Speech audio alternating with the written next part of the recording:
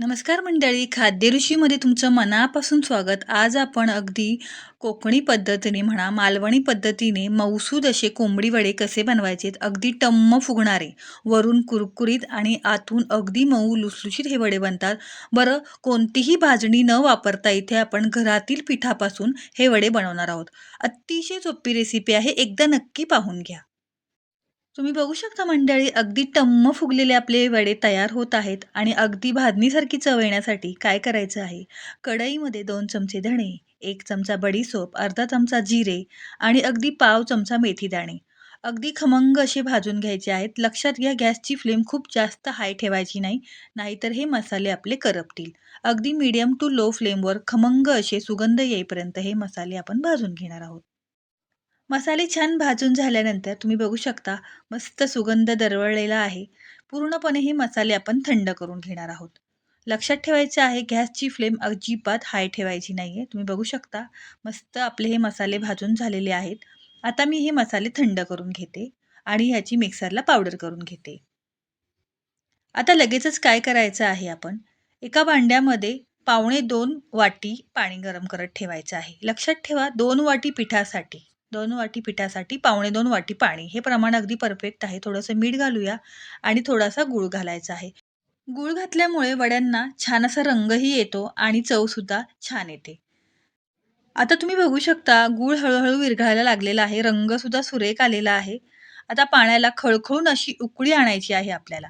तोपर्यंत आपण काय करूया, इथे बघू शकता पाण्याला उकळी आलेली आहे. गॅसची फ्लेम मीडियम ठेवायची आणि इथे काय करायचं आहे, एका परातीमध्ये 2 वाटी तांदळाचं पीठ घ्यायचं आहे. ज्या वाटीने आपण पाणी घेतलं होतं त्याच वाटीने 2 वाटी तांदळाचं पीठ, 2 चमचे गव्हाचं पीठ आणि 1 चमचा बेसन पीठ घालायचं आहे. जेणेकरून काय होतं, गव्हाच्या पिठामुळे थोडेसे मऊसूद होतात आणि बेसनमुळे चव येते. आता जो मसाला आपण भाजून घेतला होता तो मिक्सरला फिरवून घेतलेला आहे, पावडर करून घेतलेली आहे. 2 वाटी पिठासाठी 2 चमचे इथे आपण मसाला घालायचा आहे आणि जे पाणी आपण उकळत ठेवलं होतं ते आपण यामध्ये संपूर्ण पाणी घालायचं आहे. लक्षात ठेवा, 2 वाटी तांदळाच्या पिठासाठी पावणे 2 वाटी पाणी अगदी परफेक्ट प्रमाण आहे. पहिल्यांदा जरी करत असाल ना, तर नक्की करा. अजिबात चुकणार नाहीत, आपले वडे फसणार नाहीत. आता पाणी गरम आहे, त्यामुळं काय करायचं आहे, चमच्याने छान असं मिक्स करून घ्यायचं आहे. आता आणखीन छान रंग येण्यासाठी मी हळद टाकायला विसरले. थोडीशी हळद घालते, अगदी थोडीशी घालायची आहे आणि पुन्हा छान असं मिक्स करून घ्यायची. आता हाताला सोसवेल इथपर्यंत गरम असताना आपण हे पीठ पाण्याचा हात घेऊन मळून घेणार आहोत. थोडंसं पीठ गरम आहे. एक 2-3 मिनिटानंतर आपण हाताने मळायला घेऊया. हे बघा, हळदसुद्धा छान मिक्स करून झालेली आहे. एक 2-3 मिनिटं थांबते आणि मग तुम्हाला दाखवते. 2-3 मिनिटं झालेली आहेत. थोडंसं पीठ कोमट आहे. पाण्याचा हात घ्यायचा आहे आणि छान असं मळून घ्यायचं आहे. हे बघा, मस्तपैकी मऊसूद आपलं पीठ हे मळून घ्यायचं आहे. अजिबात पीठ कडक नाहीये. छान असं पीठ मऊसूद आपलं मळलं जातंय.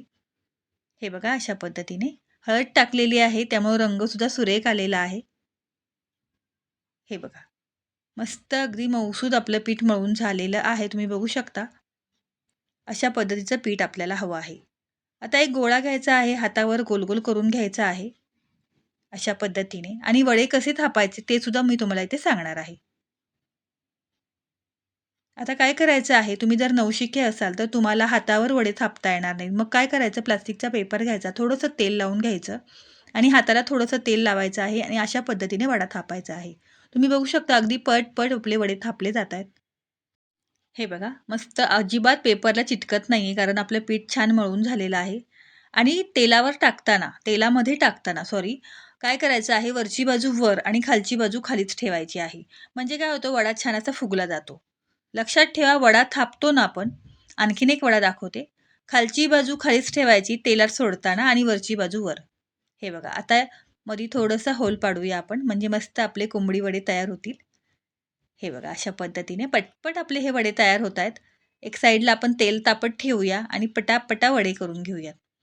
तेल छान तापलं की गॅसची फ्लेम मीडियम ठेवायची आहे. एक थोडासा गोळा टाकून बघते. पटकन असा गोळा वर आला ना, की समजायचं तेल छान तापलेलं आहे.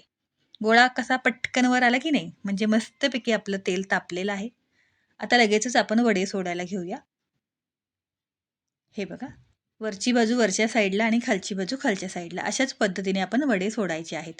बाजूने थोडंसं तेल सोडूया, म्हणजे आपला वडा आहे तो टम्म असा फुगला जाईल. हे बघा पटकन वडा वर आलेला आहे आणि साईडनी थोडंसं तेल सोडूया. हे बघा तुम्हाला दाखवते त्या पद्धतीने.